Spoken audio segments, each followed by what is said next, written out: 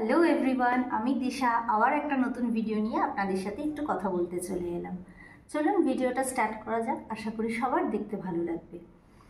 তো section 9 of Hindu marriage act, section 9 Hindu marriage অ্যাক্টের মধ্যে সেকশন 9 ঠিক কী লেখা আছে? লেখা আছে রেস্টিটিউশন অফ কনজুগাল রাইট। এটা তো ইংরাজিটা, আমি একটু বাংলায় ভেঙে আপনাদেরকে বলি যাতে আপনাদের প্রত্যেকে বুঝতে খুব সুবিধে হয়।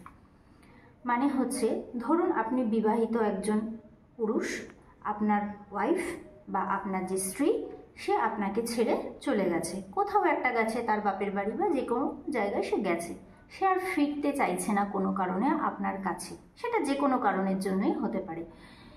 তো আপনি কি চাইছেন? আপনি ধরুন চাইছেন যে না, আমি ওনাকে ফিরিয়ে আনতে চাই, মানে আমার স্ত্রীকে আমি ফিরিয়ে আনতে চাই এবং আমি তার সাথেই সংসার করতে চাই। এটাকেই বলে রেস্টিটিউশন অফ কনজুগাল রাইট। এটা হিন্দু ম্যারেজ অ্যাক্টের আন্ডারে সেকশন 9-এর আন্ডারে পড়ে। তো এরকম অনেকেরই চাওয়া পাওয়া থাকতে পারে।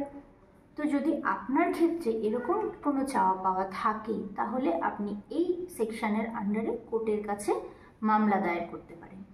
মামলা দায়ের করলে আপনার স্ত্রীর কাছে নোটিশ যাবে, তারা অ্যাপিয়ার করবে, এরপর একটা লং লেন্দি প্রসেস, সেটা কোর্ট যেটা ডিসাইড করবে দিনের শেষে সেটাই হবে।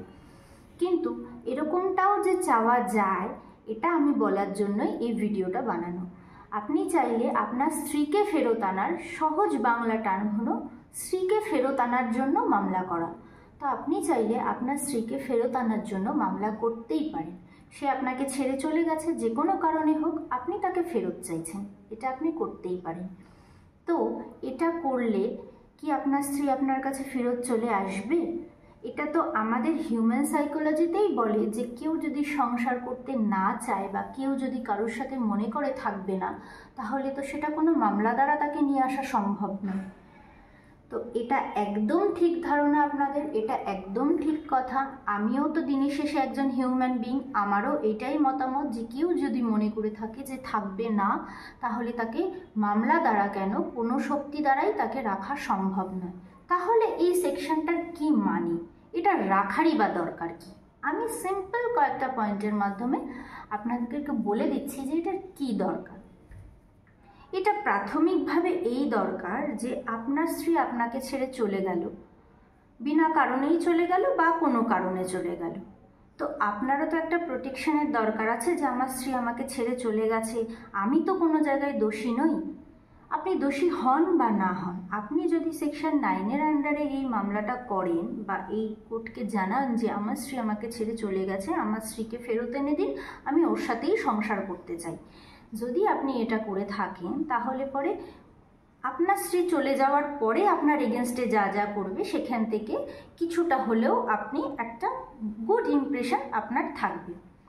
দ্বিতীয়ত হচ্ছে, অনেকেই এটা করে থাকে, একটা রিলেশনশিপের মধ্যে যখনই একটা ব্রেকডাউন আসে, যখনই কেউ ছেড়ে চলে যায়, তখন তো সে কিছু না কিছু কারণে যায়, হয় তার মূল লক্ষ্য ডিভোর্স, বা হয় তার মেনটেনেন্স আদায় করা, বা কোনোভাবে আপনাকে হ্যারাস করা, এগুলো তো তার কিছু না কিছু পার্ট বাই পার্ট উদ্দেশ্য থাকে, এবং সে যখনই চলে যায় এই উদ্দেশ্যগুলোর দিকেই সেই এগোতে থাকে আস্তে আস্তে। আপনার এগেনস্টে একটা 498 হলো, আপনার এগেনস্টে একটা ডোমেস্টিক ভায়োলেন্সের কেস হলো, আপনার এগেনস্টে একটা মেনটেনেন্সের কেস হলো, এবং বিভিন্নভাবে ক্রিমিনাল কেস দ্বারা, আরও কিছু ক্রিমিনাল কেস দ্বারা দেখা গেল আপনাকে জর্জরিত করার চেষ্টা করা হচ্ছে। তো সব কিছুরই দিনের শেষে একটাই কারণ হয়, ডিভোর্স। সেটা কারোর কারোর ক্ষেত্রে মিউচুয়াল হয়, কারোর কারোর ক্ষেত্রে কন্টেস্টিং হয়। তো আপনি যদি এইটা আগে থেকে ফাইল করে বসে থাকেন, বা অবশ্যই উকিলবাবুর পরামর্শ নিয়ে করবেন, আমি শুধু জিনিসটা বোঝানোর জন্য আপনাদেরকে বলছি। তো আপনার ক্ষেত্রে একটাই সুবিধা হবে যে না, আমি তো সংসার করতে চেয়েছিলাম, সে চাইনি, এই জায়গাটাই শুধু পরিষ্কার হয়। এছাড়া বিশেষ কিছু এর মাধ্যমে সুবিধে হয় না। তার কারণ হচ্ছে কোর্টও চেষ্টা করে রিকনসিলিয়েশনের মাধ্যমে সংসারটাকে টিকিয়ে রাখার।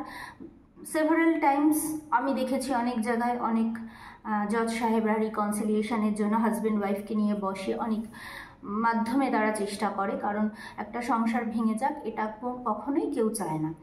তো সেভারাল টাইমস আমার নিজে চোখে দেখা অনেক জজ সাহেবরা চেষ্টা করেন, কিন্তু আলটিমেটলি দিনের শেষে মানে 1%ও এইসব ক্ষেত্রে সংসার টেকে না। তো সেক্ষেত্রে সব জায়গারই এন্ড সিচুয়েশান হচ্ছে ডিভোর্স। সেটা কারোর ক্ষেত্রে মিউচুয়াল হয়, কারোর ক্ষেত্রে কন্টেস্টিং হয়। তো বেশিরভাগ ক্ষেত্রেই এই সমস্ত লড়াই ঝগড়া ঝামেলা অশান্তি করার পরে দিনের শেষে একটা সেটেলমেন্টে এসে মিউচুয়াল ডিভোর্সে পরিণত হয়। তো সেকশন 9-এর মাধ্যমে আপনি বউ ফেরতের মামলা করলে যে আপনি আবার পুনরায় আপনার ভাঙা সংসারটা ফিরিয়ে আনতে পারবেন, এই ধারণাটা কিন্তু ভুল। এই ধারণাটা করাটাই উচিত না। তার কারণ হচ্ছে এইটা করলে যে বউ আপনার ফেরত চলে আসবে বা সে এসে সংসার করবে আপনার সাথে আবার, তো এটা না হওয়ার চান্সটাই 90%। তো সেক্ষেত্রে কেউ রেস্টিটিউশন অফ কনজুগাল রাইটের আন্ডারে সেকশন 9-এর আন্ডারে মামলা ফাইল করেছেন মানেই ভাবছেন যে হয়তো 2 মাস পরে বা 3 মাস পরে বা 5 মাস পরে আপনার স্ত্রী আপনার কাছে ফেরত চলে আসবে। তো এটা একটু অস্বাভাবিক, এটা কেউ ভাববেন না। আপনি বরঞ্চ আরও বড় কিছু যুদ্ধের জন্য তৈরি হন, মেন্টালি ফিজিক্যালি সব রকমভাবে তৈরি হন। অবশ্যই অর্থনৈতিক সেইভাবেও তৈরি হন। আমি বলবো প্রত্যেককেই যে প্রত্যেকটা সমস্যারই একটা না একটা খুব সুন্দর ওয়ে আউট আছে আমাদের লতে, এবং সেটা আপনি কোনো ভালো অ্যাডভোকেটের সাথে পরামর্শ করলে সেগুলো পেয়ে যাবেন।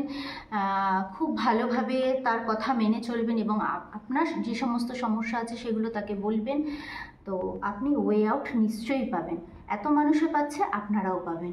তো সুতরাং কোনো সমস্যা নেই, ভয় পাওয়ার কিছু নেই, ঘাবড়ানোর কিছু নেই। এতগুলো ক্রিমিনাল কেস কী করে সামলাবো, কোনো চিন্তার কোনো কিছু নেই।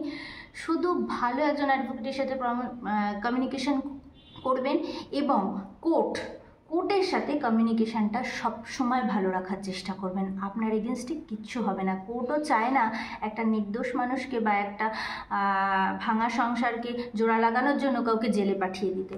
তো সুতরাং কোনো সমস্যার কোনো কিছু নেই, রিল্যাক্স থাকুন, সুস্থভাবে থাকুন এবং জাস্ট ফর্মুলাগুলোকে ওয়েগুলোকে মেনে চলুন, কোনো অসুবিধার কোনো কিছু হবে না। টাটা, আবার নতুন একটা ভিডিওতে আপনাদের সাথে দেখা হবে। যদি ভিডিওটা ভালো লেগে থাকে প্লিজ আমাকে একটু লাইক করে দেবেন, শেয়ার করে দেবেন, ফেসবুকে আমাকে ফলো করে দেবেন। আর আমার একটা ইউটিউব চ্যানেল আছে তোমাদের শ্রেণিকা নামে, তো সেইখানেও আমার ভিডিও আপনি দেখতে পাবেন। সেখানে আমার লাইফস্টাইল রিলেটেড ভিডিও আপনারা দেখতে পাবেন। প্লিজ চ্যানেলটাকে সাবস্ক্রাইব করে দেবেন।